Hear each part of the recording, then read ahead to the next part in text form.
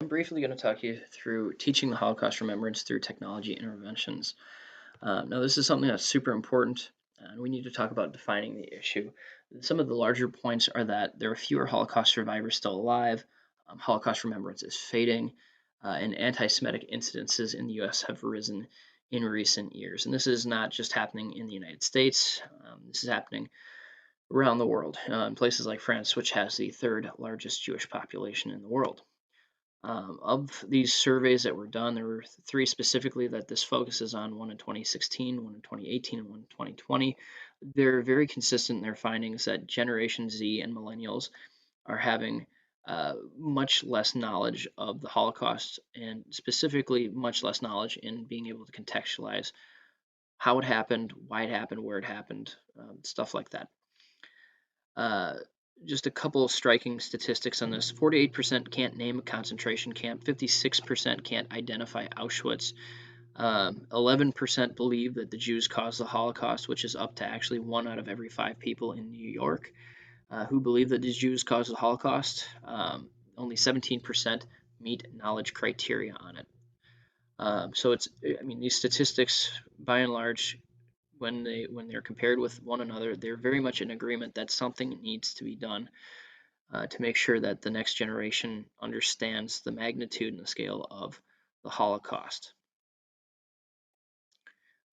In the 2016 study in particular, surveyed over 8,000 people. It was one of the first of its kind to be able to do something this large scale. And it surveyed 11 to 18-year-olds in the UK.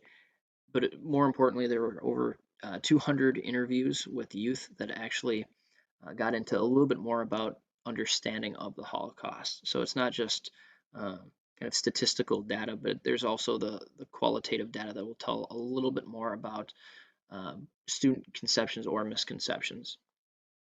Another big point is that largely the people surveyed thought that all victims were targeted and treated the same, which is not the case. Uh, Another large striking fact, in fact, is that students believe that um, Adolf Hitler was solely responsible for the Holocaust, and without having more background knowledge, while students say that they think that Holocaust remembrance is important, so that something like the Holocaust never happens again, and they say that something like it could happen again, studies are showing that there's really not that background information for students to be able to understand or be able to identify if something like that were to happen. Again, they know things like the perpetrators, the actions, people who basically uh, Nazis were perpetrators, Hitler was a perpetrator. The action people were killed, and the victims were largely Jewish people. That seems to be the kind of perception of it. There's a very large scale deficit on all other areas to be able to understand why the Holocaust happened and how it was able to be committed. So in summary, studies are optimistic about people caring about Holocaust education, but the data suggests that there's so much deficit knowledge to contextualize the Holocaust that more needs to be done. And again, these are consistent from data sets. It's consistent from the U.S. to France to Canada to the UK even. Just a point I want to mention super quick.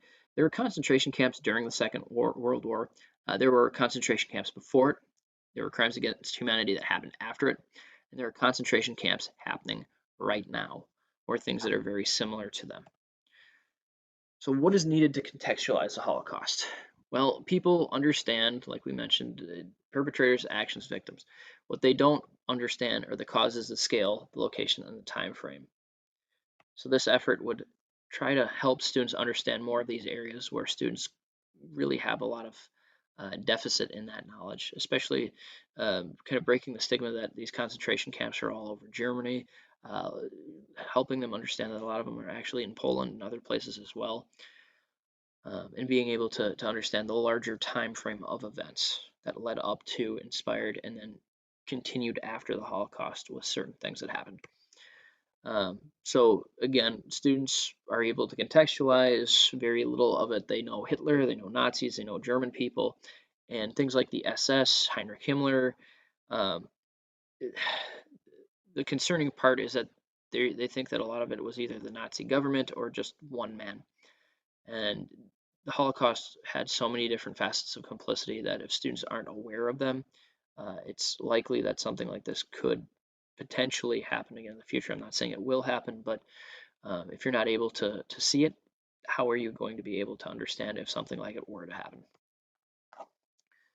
So major themes, things that we would look at over the course of the year would be events that happened before, during, after, and then current. So looking at Native American reservations and the Trail of Tears from the year prior's learning from 7th grade, talking about eugenics, racial superiority, and understanding that. Understanding the anti-Jewish sentiments that led to it, especially the stab in the back theory, talking about the execution of the Holocaust. So, who were the perpetrators, the collaborators, the bystanders, and rescuers, and really helping students understand and put themselves in that position to understand, like, what would it be like to be in that role. Another part would be dispelling common myths, especially the myth that people didn't know what was happening. The people in Germany largely had some idea of what was happening. Same with people in the US. So, really dispelling the myth that nobody knew about it. It was common knowledge, it just was not a popular opinion at the time. Same with the who, the what, the when, and the why, having them being able to understand the key pieces of it. And then understanding the consequences after it. So we'd be doing this with 8th grade for a variety of reasons. It's better suited actually to 9th grade curriculum social emotionally, but 8th grade does fit much better in terms of flexibility with scheduling and being able to have these as larger school events where students can explore in a safe and supportive environment. Other things would be having um, pairing book learning with immersive experiences learning through film.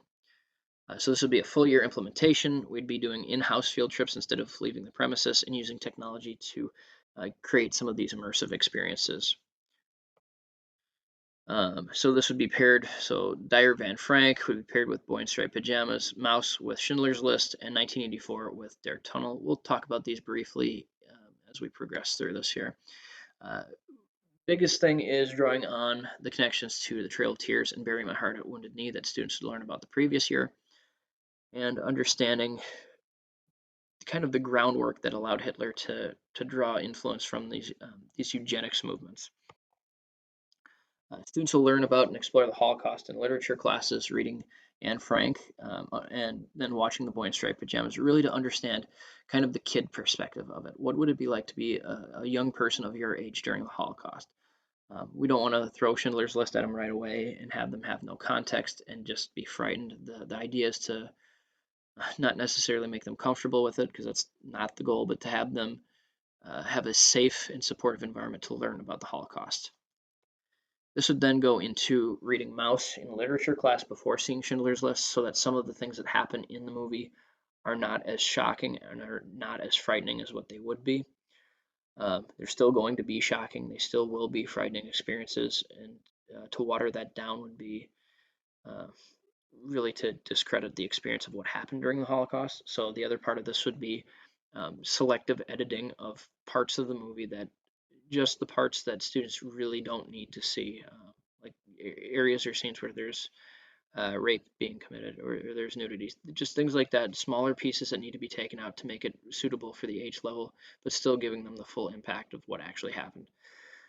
Um, this would be a large movement based on the curriculum from Journey in Film, something that Liam Neeson was a spokesperson for. So being able to, instead of just reading the book and see the words, being able to actually see things unfold and give an immersive experience, so that students have more time to be able to talk and discuss what they see and what they experience. It's not vegetative time where it's just here's a movie, do nothing. It needs to be paired with curriculum to make students think deeper about it. Students will be able to have virtual tours of Auschwitz. They'll have video testimonies from the Shoah Foundation for people who actually survived, and then having multimedia activities from the Illinois Holocaust Museum. With all of these, especially after seeing the Schindler's List in a group assembly, students are going to need to process, they're going to need to ask questions. So being able to have smaller group sessions that can kind of break out, address some of these things, and move into some of these stations activities. Other parts of it would be examining how the Holocaust happened, so complicity, eugenics, forced migrations, things like the Wannsee Conference and the Final Solution. And understanding the scale of the crimes against humanity to be able to understand the events that happened before and the events that happened after. So to this extent, too, students would learn about the expulsion, where the German people were forcibly, the largest forced migration history actually, forcibly removed from their lands. And then um, a key activity with this, especially using technology, would be to have students find and auto-translate videos from German. YouTube now has the ability to create closed captions, not just in the native language, but also to be able to auto-translate those in real time. It does a pretty good job of it. So students will be able to hear the words from the people and be able to understand um, really kind of a rare experience. Not too many people wanted to talk about what happened, and having some of these catalog things, even though they're not accessible in their own language, it's teaching them the skills to be able to find things and understand different perspectives from around the world that would be different from their own understandings.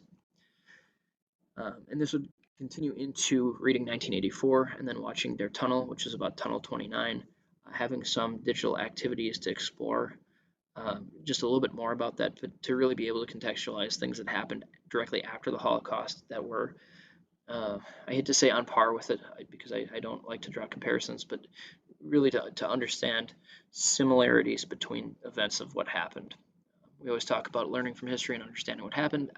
It's really important for students to be able to make some of these connections. So being able to see broader themes across various media, articulating and textualizing historical events, employing critical thinking skills to make connections, and uncovering evidence of current similarities in world news. And most importantly, to be able to learn from the past and to be able to predict outcomes based on similarities.